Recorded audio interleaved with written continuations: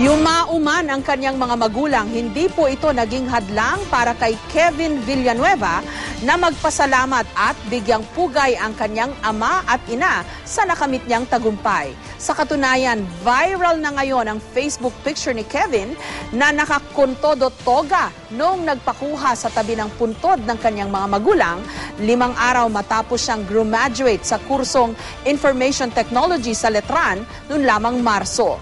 Buong pagmamalaki pa niya sa kanyang Facebook page na siya rin, katulad ng ibang graduates, may picture kasama ang kanyang mga magulang at sana raw proud ang mga ito sa kanya dahil nakapagtapos siya sa kolehiyo.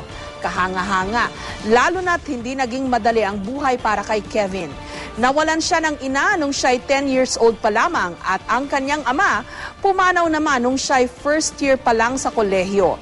Sa kabila ng mga pagsubok, hindi siya pinanghinaan.